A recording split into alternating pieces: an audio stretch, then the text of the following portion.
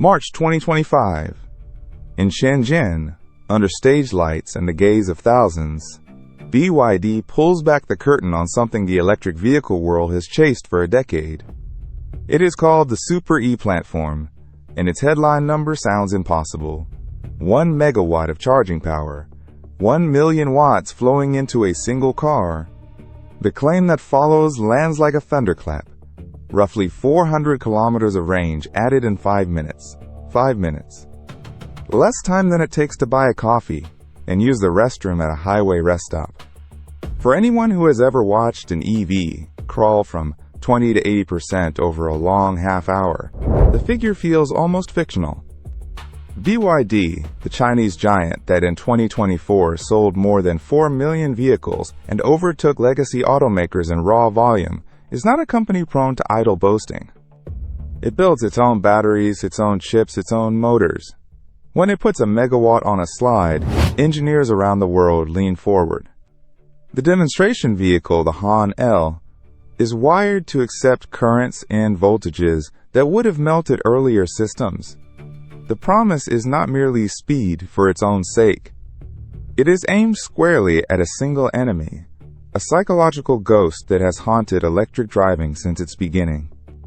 Because for all the progress in range and price and charging networks, one fear still keeps buyers tethered to gasoline. The fear that the battery will die somewhere lonely, somewhere cold, somewhere far from a working plug. BYD's message is blunt. If refueling an electric car takes as long as refueling a petrol one, that fear evaporates. The 5-minute charge is not a specification. It is a weapon pointed at hesitation itself. But a claim made on a stage in Shenzhen is not the same as a claim proven on a freezing motorway in January, with an aging battery and a queue of impatient drivers. Between the promise and the pavement lies a gap filled with physics, heat, grid limits, and fine print. To understand whether range anxiety can truly be defeated, we first have to understand the fear that gave it its name.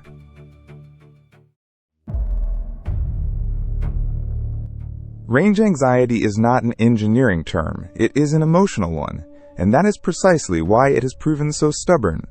Surveys across Europe, North America, and Asia have named it, year after year, as one of the top reasons drivers refuse to switch to electric. Not price, not styling. The gnawing worry that somewhere between here and the destination, the battery will empty and leave them stranded. The strange thing is that the fear often outpaces the facts. A modern EV with 500 kilometers of range covers the daily needs of nearly every driver on Earth. Most journeys are short, predictable, well within a single charge. Yet the mind does not calculate averages.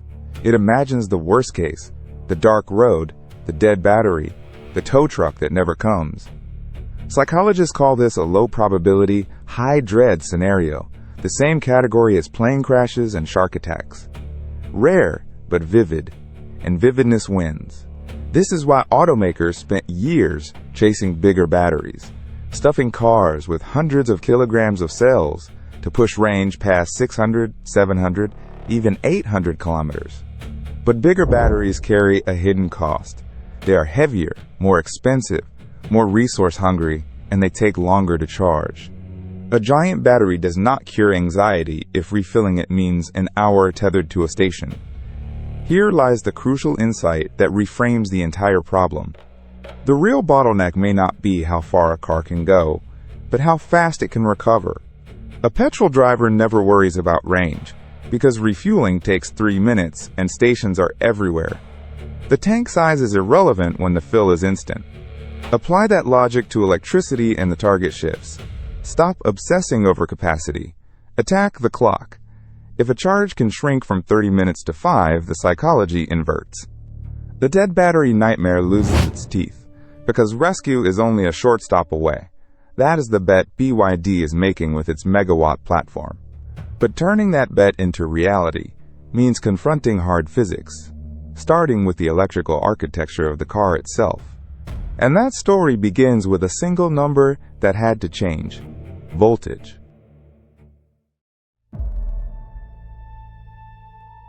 To push energy into a battery in 5 minutes instead of 30, Engineers face one unavoidable equation. Power equals voltage multiplied by current. Written plainly, the rate at which you move energy is the electrical pressure times the electrical flow. To charge 6 times faster, you need roughly 6 times the power. And you can only get there by raising one of those two numbers, or both. For years, most electric cars ran on a 400-volt architecture. It was proven, safe and cheap, but it capped how much power a car could realistically absorb. To hit a megawatt on 400 volts, you would need a current of 500 amps, a torrent so vast it would demand cables as thick as a human arm, impossibly heavy and dangerously hot. So BYD took the other path. It raised the voltage. The Super E platform pushes the architecture toward 1000 volts, roughly 2.5 times the old standard. This is the 1000-volt leap, and its logic is elegant. If you double or triple the voltage, you can deliver the same power with far less current. Higher pressure, gentler flow. It is the difference between forcing water through a garden hose and letting it fall through a wide, high pipe. The physics rewards you at every level. Lower current means thinner cables, less resistance, and critically, less waste heat. Because heat losses rise with the square of the current, cutting amperage delivers an outsized reduction in the energy burned off as warmth. But nothing comes free. A 1000-volt system demands components engineered for that pressure. New inverters, new insulation, silicon carbide semiconductors that can switch these voltages without frying. Every connector, every relay, every safety cutoff must be rebuilt to a higher standard. And 1000 volts is genuinely lethal, requiring layers of protection to keep it away from human hands. The voltage leap solves half the problem. It makes a megawatt conceivable without cables that weigh 100 kilograms. But even at 1000 volts, reaching a full megawatt still demands a current near 1000 amps. And that flood of current brings a challenge of its own, one measured not in volts, but in heat.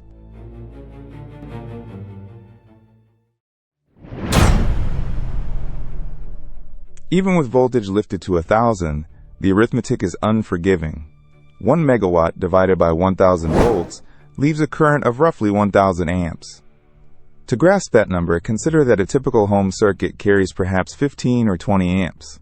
A powerful electric shower might draw 40. 1000 amps is the kind of current found inside industrial smelters, not automotive charging cables.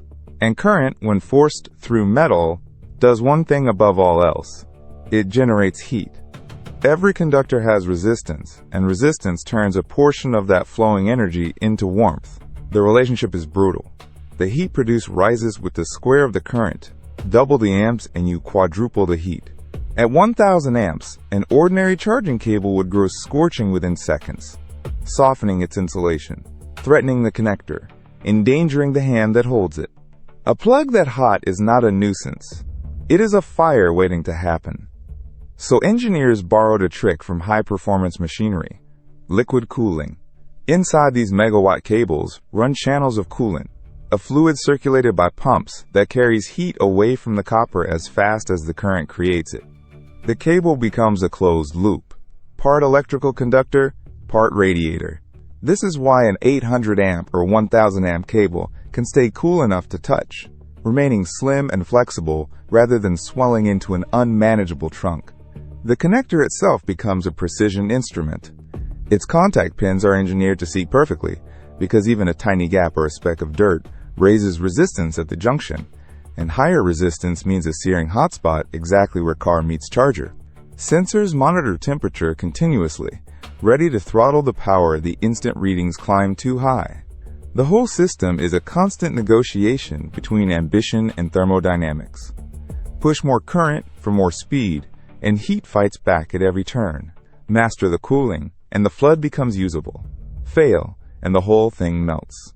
But there is one component in this chain that suffers the heat most of all, the destination for every one of those amps, the battery itself.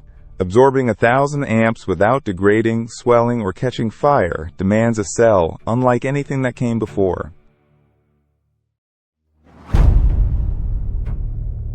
March 2026. 1 year after the megawatt reveal, BYD returns with the piece that makes the whole system survivable: the second-generation Blade battery. Its claim is the one drivers care about most, charging from 10% to 70% in about 5 minutes. To understand why this is so hard, remember what happens inside a cell during fast charging. Lithium ions rush from one electrode to the other, and if they arrive faster than the structure can absorb them, they pile up. That pile-up, called lithium plating, forms metallic spikes that scar the battery, steal its capacity, and, in the worst cases, pierce internal barriers and trigger fire. Speed, in a battery, is a knife's edge. The Blade design attacks this problem through geometry.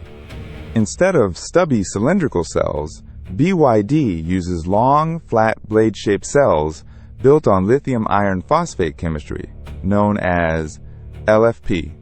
This chemistry is prized for stability and heat tolerance.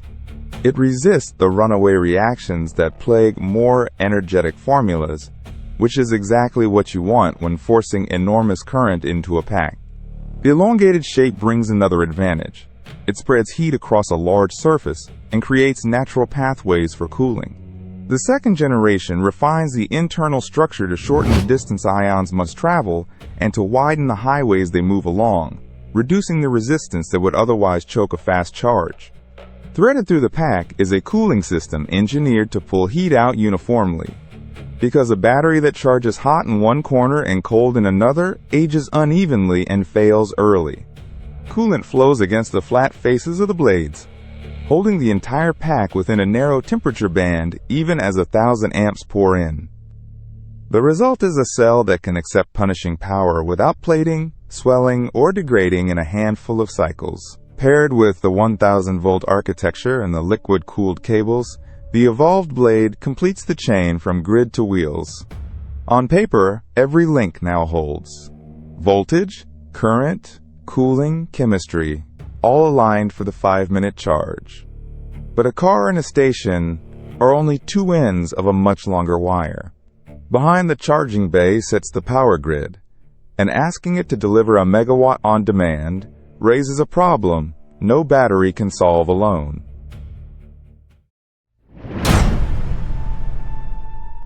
A single 1-megawatt charging session draws as much power as roughly 1,000 ordinary homes switching on at once. For a moment, that number sounds abstract. Then you picture a highway station with 10 stalls, each pulling a megawatt, and the abstraction becomes a crisis. Local distribution grids were never built for this. A typical neighborhood transformer handles a few hundred kilowatts. Ask it to deliver 10 megawatts on demand, and the wires overheat, voltage sags, and protective breakers trip. The physics does not negotiate. BYD's answer is not to wait for the grid to catch up, but to place a buffer between the grid and the car. That buffer is a battery. Stationary energy storage units, essentially large battery banks, sit beside the chargers and absorb power slowly from the grid across the day. When a vehicle arrives, the buffer discharges that stored energy in a violent burst, delivering the megawatt the car demands, while the grid connection behind it stays calm, drawing a steady, modest load. It is a reservoir behind a dam, filling gently and releasing on command. This design also softens the financial problem. Utilities charge industrial customers punishing fees for peak demand spikes. A buffer battery flattens those spikes, letting the station sip power during cheap, off-peak hours and store it for the rush. Solar panels and on-site generation can feed the same reservoir. In March 2026, BYD announced plans for thousands of these high-power stations across China, a network measured not in dozens, but in the tens of thousands of connectors. Building them means pouring concrete, laying cable, installing transformers, and stacking buffer batteries at highway junctions, city depots, and provincial corridors from Guangdong to Xinjiang. China's advantage is scale and coordinated construction, the same machinery that built high-speed rail and vast solar farms.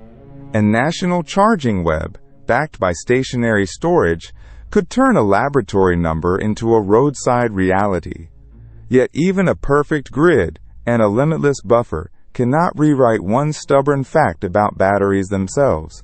The 5-minute promise depends on a window that opens briefly and then slams shut, no matter how much power the station can push.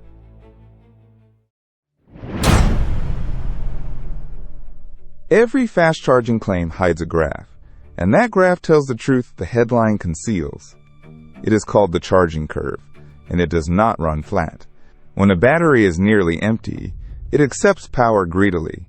At 10 or 20%, the second-generation Blade battery can swallow the full torrent, close to a megawatt, and this is exactly where the 5-minute figure lives. The 10 to -70% window is the steep, fast part of the ride. But as the cells fill, the physics changes. Lithium ions must slot into the graphite anode, and near full charge, those slots grow scarce. Push too hard, and instead of inserting cleanly, lithium plates as metal on the surface, forming dendrites that can pierce internal barriers and destroy the cell. To prevent this, the battery management system deliberately throttles the current. Charging power that peaked near a megawatt collapses to a fraction of that as the pack approaches 80, 90, and 100%. The last stretch is agonizingly slow by comparison. Going from 80 to 100% can take longer than the entire dash from 10 to 70. This is why the marketing sentence is so carefully worded. 400 kilometers in 5 minutes, 10 to 70% in 5 minutes. Nobody promises 0 to full in 5 minutes, because that promise would break the chemistry. The realistic behavior mirrors filling a glass of water. You blast the tap while the glass is empty, then ease off as it nears the rim to avoid spilling. Batteries behave the same way, and no engineering trick fully escapes it. For the driver, this reshapes the experience. The optimal strategy is not to charge to full, but to top up in the fast window, arrive with 10 or 20%, add a rapid burst to 70, and drive on. On a long journey, that means shorter, more frequent stops, rather than one long fill. The 5-minute number is real, but it describes a narrow band, not the whole tank. And even inside that band, the curve is not the only thing standing between the demonstration and your driveway.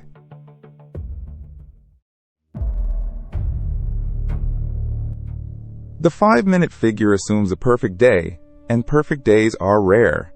Temperature is the first hidden condition. Lithium-ion cells resist fast charging when cold. Below roughly 10 degrees Celsius, the same lithium plating danger returns, and the battery management system slows the current to protect the pack.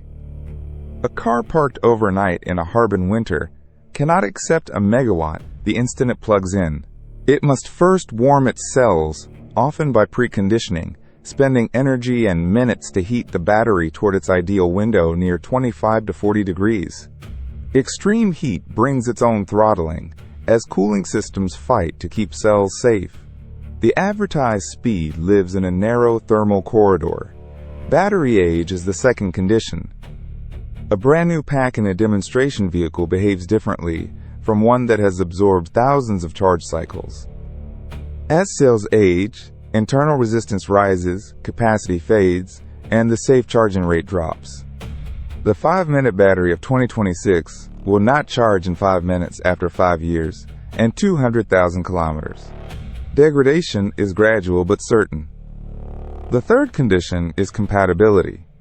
A 1-megawatt station is useless to a car that cannot accept it.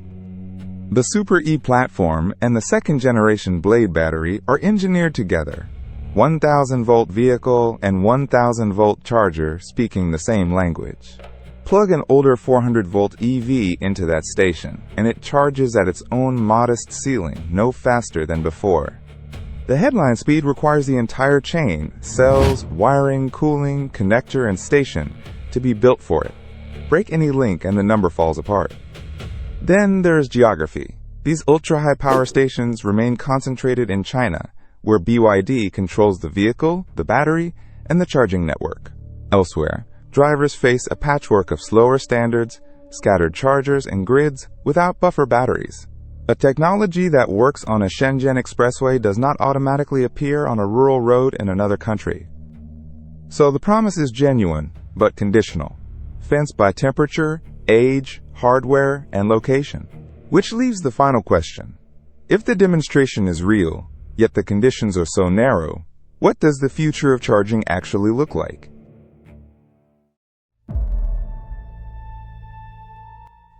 Stand back from the numbers, and two truths sit side by side. The first is that BYD did something extraordinary. In March 2025, the 1-megawatt Super E platform proved that a car could gain 400 kilometers of range in 5 minutes. In March 2026, the second-generation Blade battery showed a 10 to minus 70% charge in roughly the same span.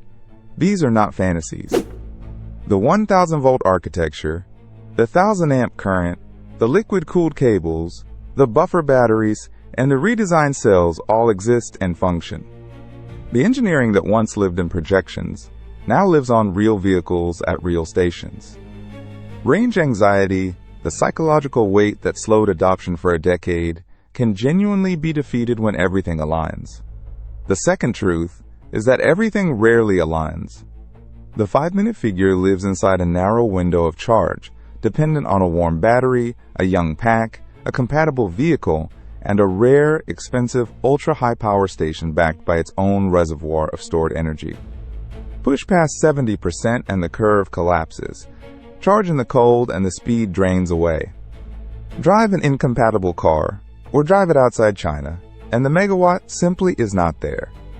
The gap between the demonstration in Shenzhen and the daily reality of most drivers remains wide, measured not in minutes but in years of grid upgrades, station construction, and fleet turnover. So the honest verdict is neither hype nor dismissal. The technology is proven and the trajectory is clear. Charging speeds that seemed impossible are now benchmarks, and China is building the network to match.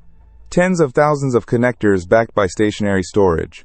Yet that future arrives at different speeds in different places, reaching a new BYD on a Guangdong expressway long before it reaches an aging EV on a cold rural road elsewhere.